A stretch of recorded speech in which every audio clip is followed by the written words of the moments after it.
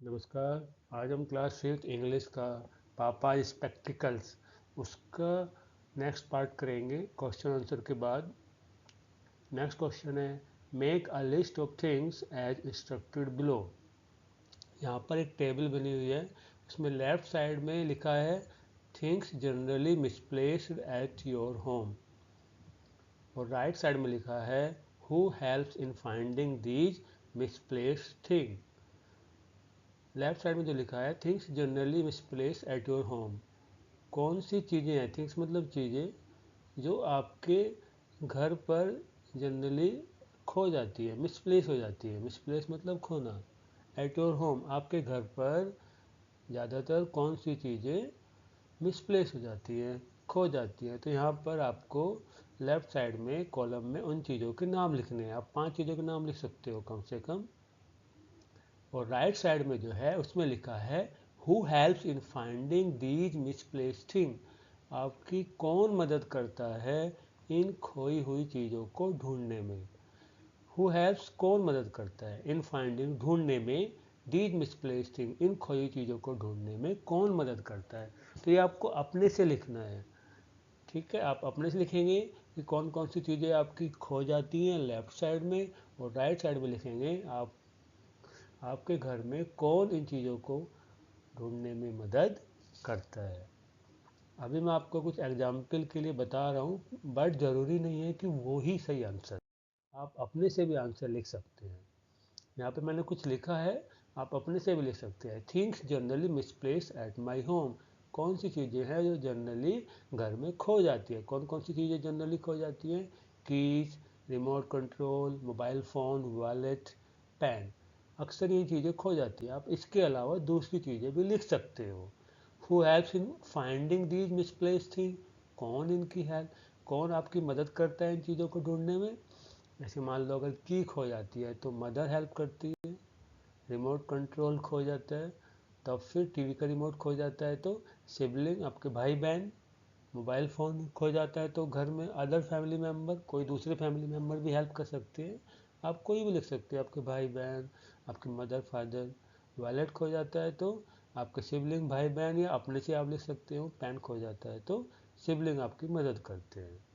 ठीक है, अब आती है बात स्कूल की।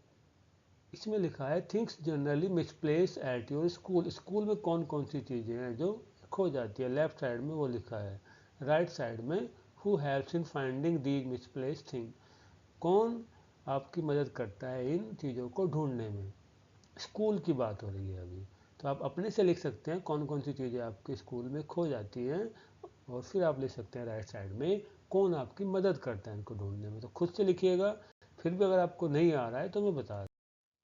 जैसे यहाँ पे लिखा है स्कूल में कौन कौन सी चीज़ें खो जाती है, पेंसिल, इरेजर, वाटर बोतल, नोटबुक, टिफ़िन बॉक्स, ये सब चीज़ें जनरली आपकी खो जाती हैं। इसके अलावा भी अगर आपकी कोई और चीज़ खो जाती है तो वो भी लिख सकते हैं।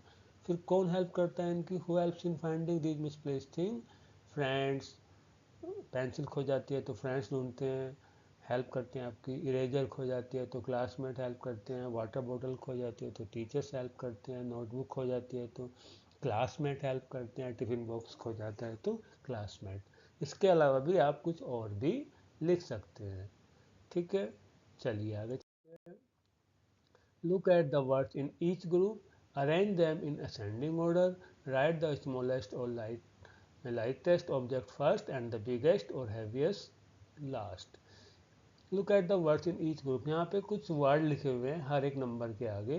एक ग्रुप के अंदर कुछ वर्ड लिखे हुए हैं, उनको आपको असेंडिंग ऑर्डर में लिखना है। Arrange them in ascending order मतलब स्मॉलेस्ट से बिगेस्ट, जो छोटी चीज़ है वो पहले आएगी और जो बड़ी चीज़ है वो बाद में आएगी।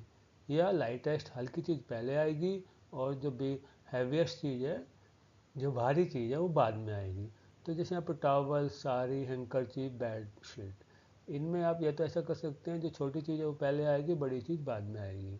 अपने से देखिएगा, कोशिश करिएगा। एप्पल, स्ट्रॉबेरी, चेरी, वाटरमेलन, इसमें कौन सी हल्की चीज़ है सबसे पहले आएगी, उसके बाद उससे भारी, उसके बाद उससे भारी, लास्ट में सबसे हैवी। 29, 40, 91, 47, इसमें जो सबसे छोटा नंबर है पहले आएगा और सबसे बड़ा नंबर है वो बाद में आएगा। हैन, क्रो, स्पैरो, ईगल। जो सबसे स्मॉलेस्ट है वो पहले आएगा और जो बिगेस्ट है वो बाद में आएगा, ऐसे भी लिख सकते हैं। और लास्ट में ऑक्स, रैबिट, एलिफेंट, स्क्वायरल। जो सबसे छोटा है वो पहले और जो सबसे बड़ा है वो बाद में। इसको आप खुद से लिखिएगा, आपके अपने से लिखना है, नहीं आ रहा है तब भी फिर भी मैं आपको बता देता हूँ। पहले क्वेश्चन था टॉवल, साड़ी, हैंकरचीफ, बेडशीट।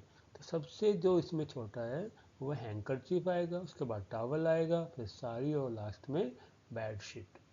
अब कुछ कुछ लोग इसमें ऐसे भी कहेंगे बेडशीट को पहले लिखें, साड़ी को बाद में लिखें, ऐसा भी कर सकते हैं। सबकी अलग अलग चॉइस है, अलग अलग अंडरस्टैंडिंग है, तो आप ऐसे भी कर सकते हैं, बेडशीट को पहले भी लिख सकते हैं। अब यहाँ देखिए एप्पल, स्ट्रॉबेरी, चेरी, वाटरमेलन। सबसे हल्का इसमें चेरी है, फिर स्ट्रॉबेरी, फिर एप्पल और लास्ट में सबसे भारी वाटरमेलन। इसमें सबसे 29, 14, 91, 47। सबसे छोटा है 14, फिर 29, फिर 47, सबसे बड़ा 91 सबसे लास्ट में आएगा। फिर हैन, क्रो, स्पैरो, ईगल। सबसे जो इसमें छोटा है स्पैरो, फिर क्रो, फिर हैन और ईगल सबसे बड़ा बाद में आएगा।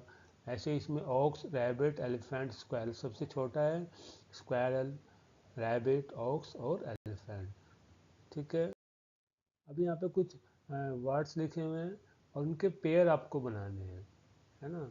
जैसे इधर कुछ फिगर बनी हुई है और यहाँ पे लिखा हुआ है अ पेयर ऑफ, किसका पेयर आएगा इसमें से, a pair of scissor, a pair of trouser, a pair of specs, a pair of gloves, a pair of socks, a pair of racket. ऐसे करके लिखना है, या आप अपने से लिखिएगा, नहीं आ रहा है तो मैंने बता दिया। आप scissor, a pair of pants, trouser, a pair of specs, a pair of shoes, a pair of gloves, a pair of earrings, a pair of rackets.